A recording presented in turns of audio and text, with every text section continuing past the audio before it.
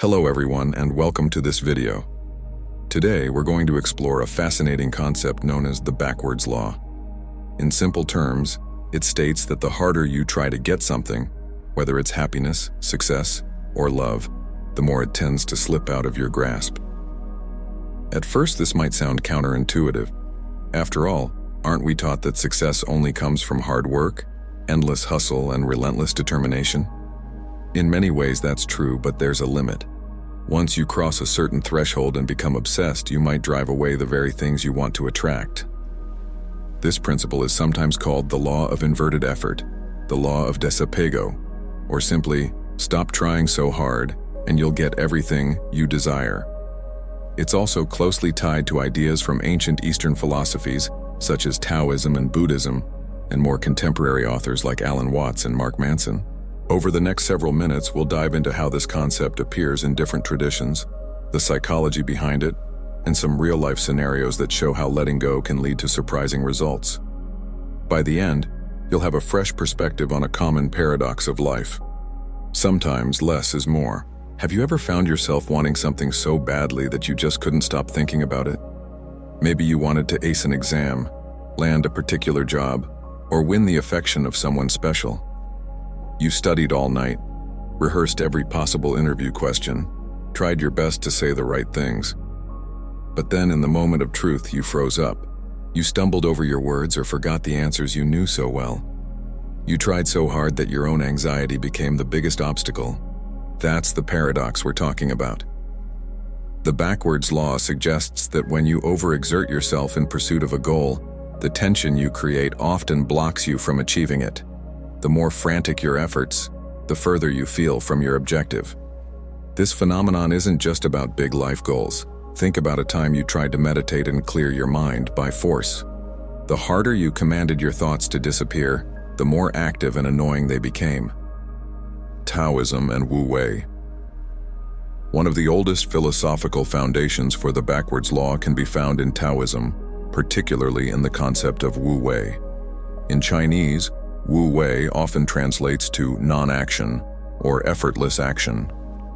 This doesn't imply laziness or sitting on the couch all day.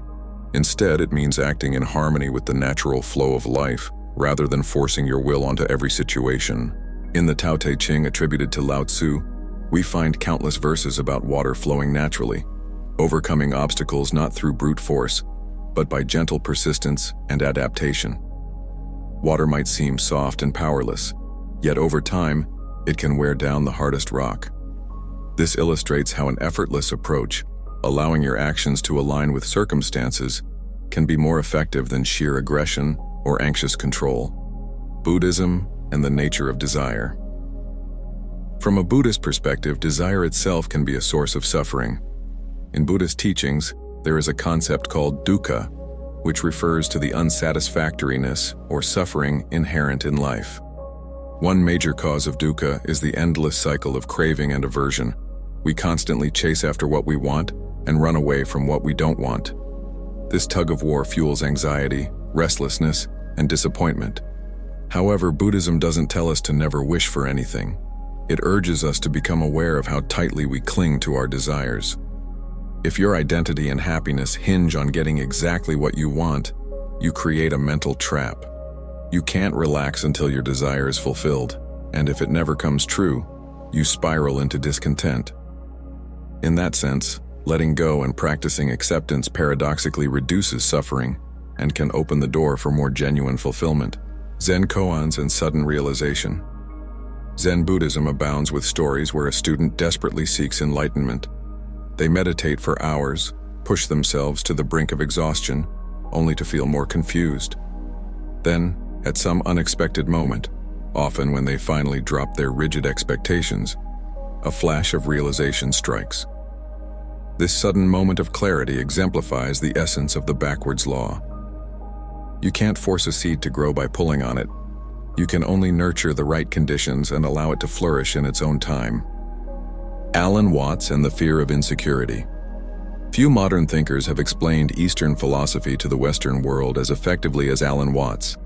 In his book, The Wisdom of Insecurity, Watts points out how our obsession with feeling secure actually intensifies our sense of insecurity. The moment we become fixated on never losing our job, never having a heartbreak, never missing a payment, we feel constant dread that some unexpected disaster might strike.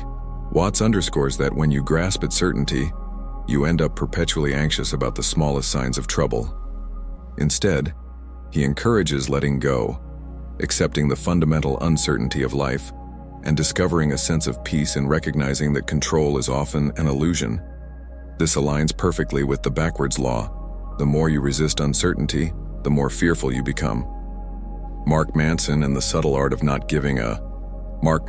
his blunt and best-selling book, The Subtle Art of Not Giving a Fuck, describes a similar principle. He explicitly refers to the backwards law, explaining that when we obsess about something, it highlights our lack.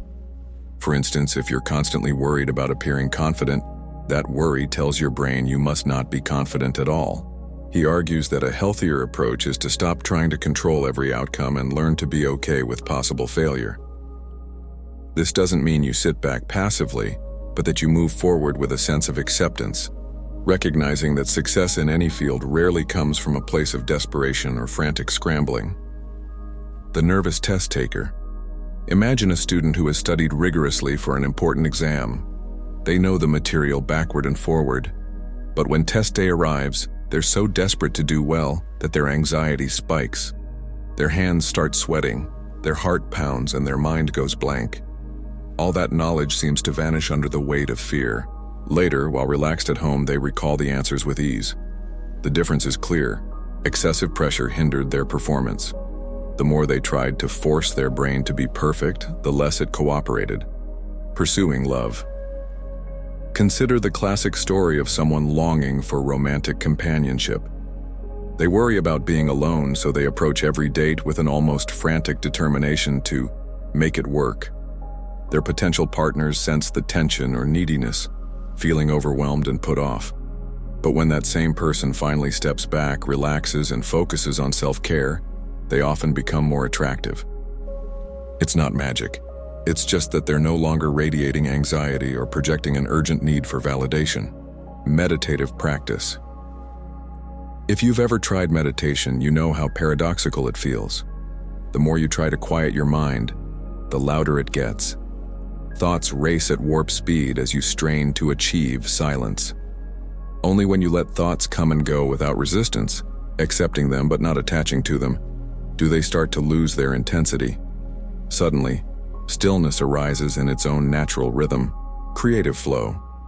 Writers, musicians, artists, and other creative individuals often talk about being in the zone or experiencing flow. Psychologist Mihaly Csikszentmihalyi defined flow as a state of deep focus and immersion in an activity, leading to a feeling of energized concentration and enjoyment. Ironically, trying too hard to get into flow usually breaks it. Flow is best entered by engaging with the task wholeheartedly, but without the stress of external judgment or obsessive striving. The paradox of control. A big part of the backwards law comes down to the illusion of control. While effort and preparation matter, we often cross a line where that effort morphs into anxiety about getting things right. Psychologists note that anxiety rises when we demand absolute certainty in an inherently uncertain world. The more we attempt to control every variable, every impression we make, every reaction from others, the more hyper-aware we become of what could go wrong. ACT, Acceptance and Commitment Therapy. Acceptance and Commitment Therapy, ACT, is a school of psychotherapy that encourages people to accept their inner experiences, thoughts, emotions, sensations, rather than fighting them. Trying to stop feeling anxious or stop being sad can backfire because it adds another layer of judgment and frustration. The paradoxical approach is, when you allow yourself to experience what you feel, those emotions tend to move through you more quickly and with less turmoil. Self-fulfilling prophecies. When you over-focus on a fear, like fear of failing an exam or fear of being socially awkward, you might inadvertently bring it to life. You become hypersensitive to every small mistake, which magnifies those perceived failures in your mind. By constantly monitoring for evidence that you're failing, you give yourself no room to perform freely. This is a self-fulfilling prophecy.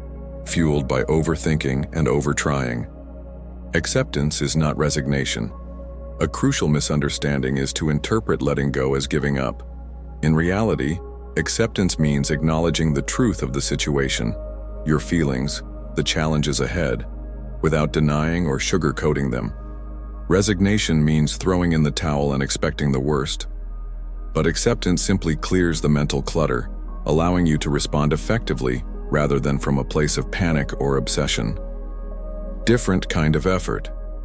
There's still value in commitment, discipline, and practice. Even in Taoism, Wu Wei doesn't suggest we never plan or work hard. Rather, it invites us to align our efforts with the natural course of events, to act without forcing outcomes. Think of a surfer catching a wave. They paddle in harmony with the wave's momentum. They don't try to overpower the ocean or control every swirl. They move in synergy, exerting just enough effort to ride the energy that's already there. Avoiding extremes. The backwards law also warns against going to the opposite extreme of passivity. We still have to show up, put in the time, and be present. The problem arises when we become so tightly wound up in reaching a particular result that every other aspect of life becomes overshadowed. We lose our sense of joy, creativity, and spontaneity. Mindful breathing. A simple starting point is to practice mindfulness through breath awareness. For a couple of minutes each day, sit comfortably and pay attention to your breathing. Instead of forcing yourself to breathe deeply, just observe the natural flow of air in and out. When thoughts arise, and they will, notice them gently and let them drift away.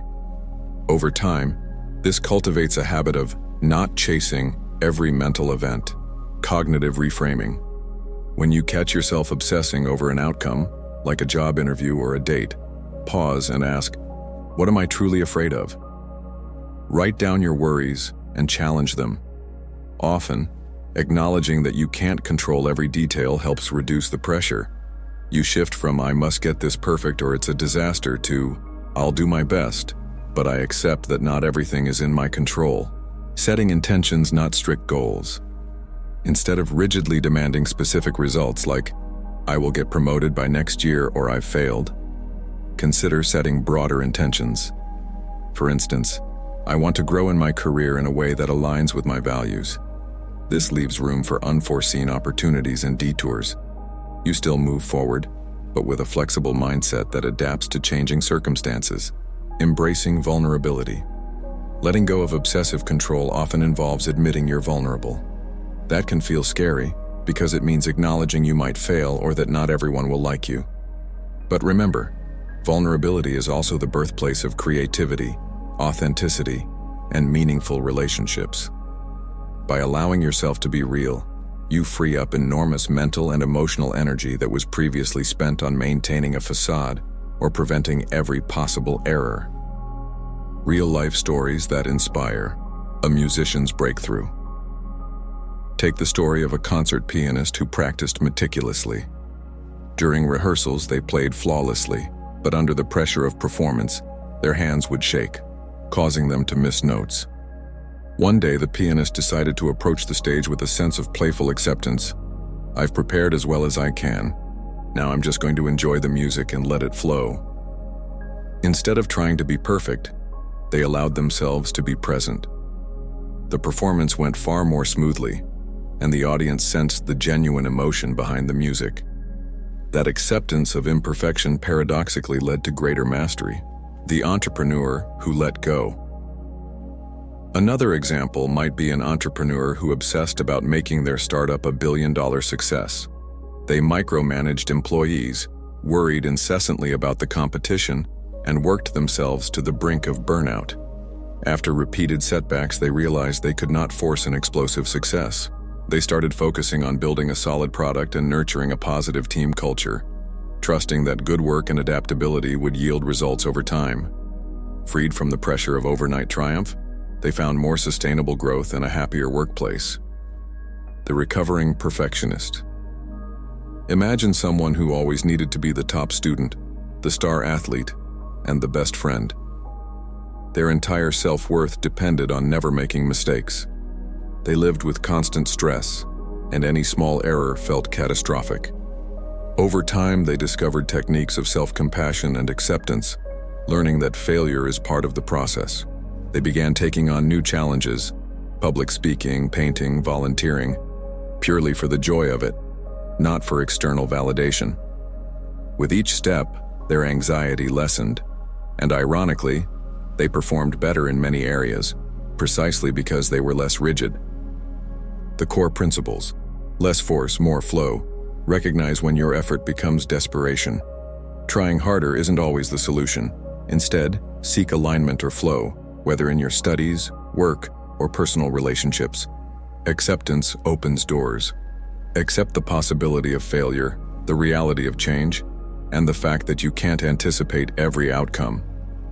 Ironically, this mindset often reduces stress and improves performance. Balance is key. Don't swing to extremes.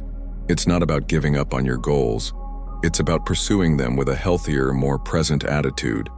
Mind your motivations. If your pursuit stems from deep fear or insecurity, consider pausing to address those emotions before pouring more fuel on the fire. Aligning with ancient and modern wisdom. Throughout history, great thinkers and traditions have recognized this paradox. Taoism teaches us to follow the natural current rather than fight it. Buddhism highlights how grasping and aversion lead to suffering. Alan Watts notes that the more we fear insecurity, the more insecure we become. Mark Manson warns that the more we obsess about something, the stronger our perception that it's lacking in our lives. Across these viewpoints, the lesson remains strikingly consistent. Let go of the tight grip, and you might find your path unfolding more naturally. A journey, not a destination.